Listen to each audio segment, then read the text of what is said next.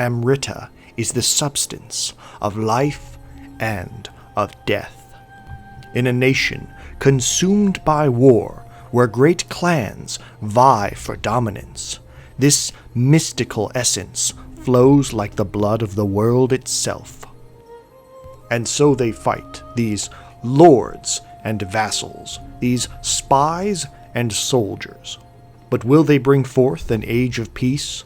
Or will the fires of ambition rekindle an age of war?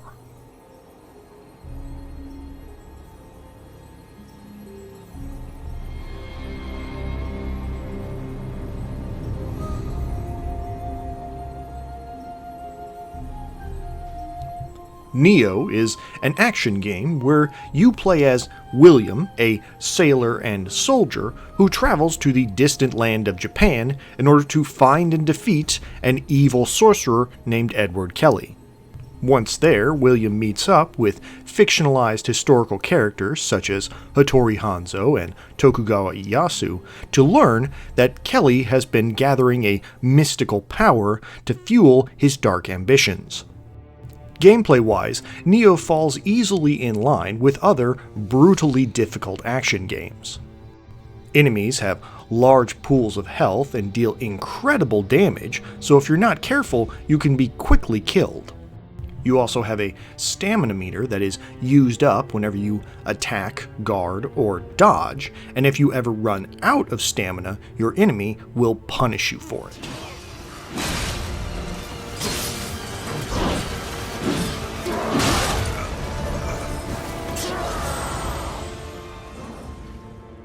Once you defeat an enemy, you'll be granted experience and upgrade points. And with enough of these, you can improve your stats or unlock new weapon skills.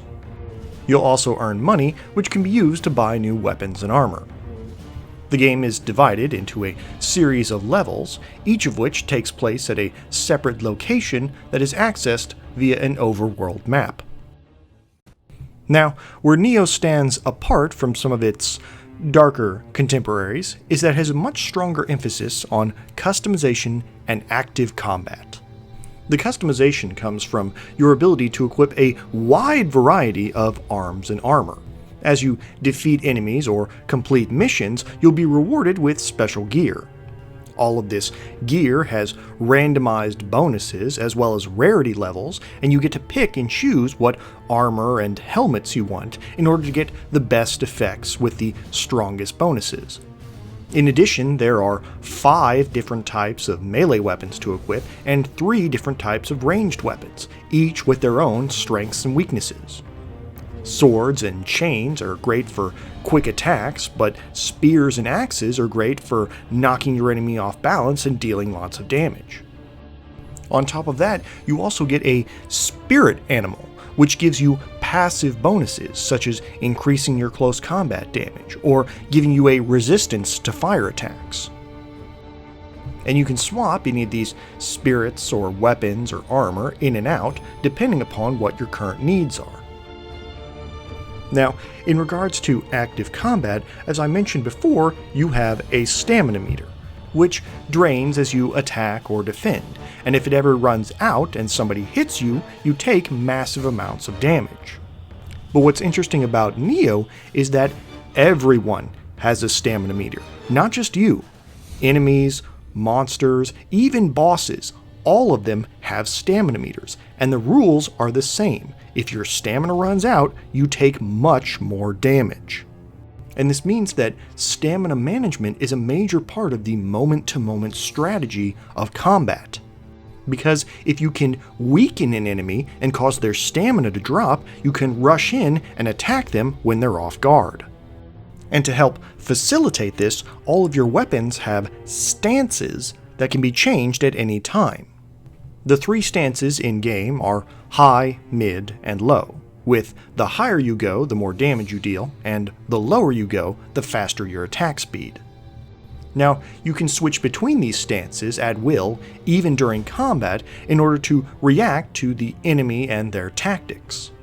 And the game even encourages you to do this by including a stamina recharge subsystem, where if you change stances at just the right time, you get to restore a bit of the stamina you used during a recent attack. It is an extremely effective system and gives you a lot of options for fighting all manner of enemies. Now, what are the positives of Nioh? Well, for starters, the combat is great.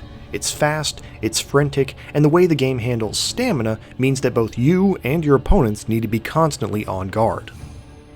Enemy design is also very strong, with a good variety of soldiers and monsters, as well as some truly challenging boss fights.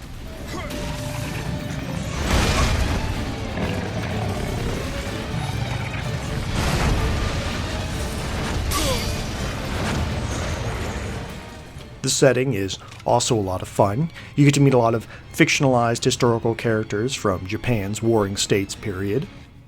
And finally, they did a great job with the weapons, making sure that each of them felt distinct and had a different fighting style.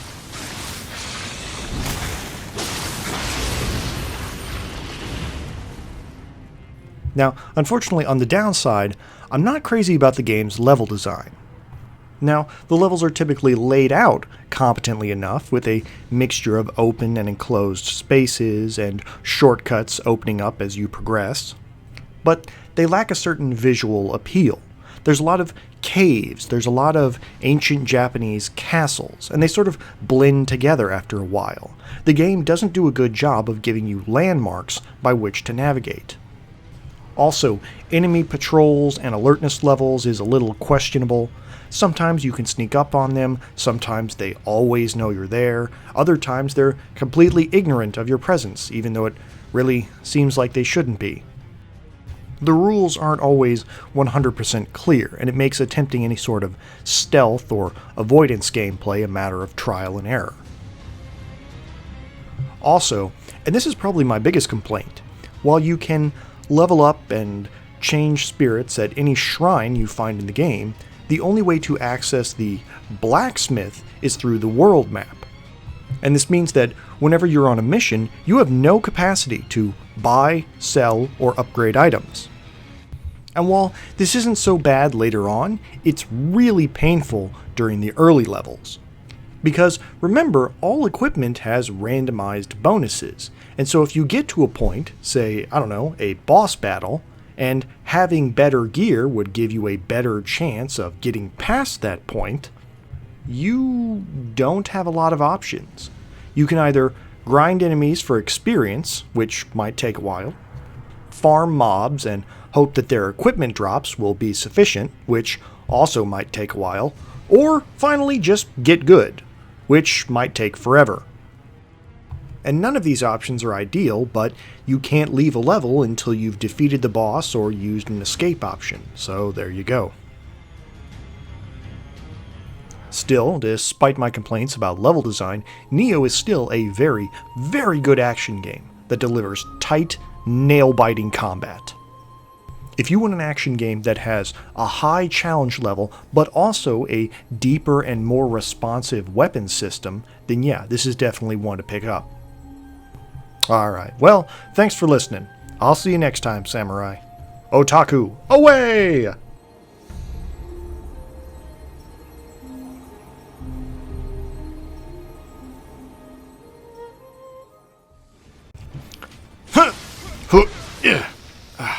Man, these guys are so tough. It takes so long to kill them.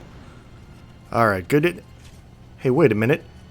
What the hell, Tenkai? You just been standing here the whole time watching me fight these dudes? Couldn't throw me a talisman or anything? Ah, you jerk.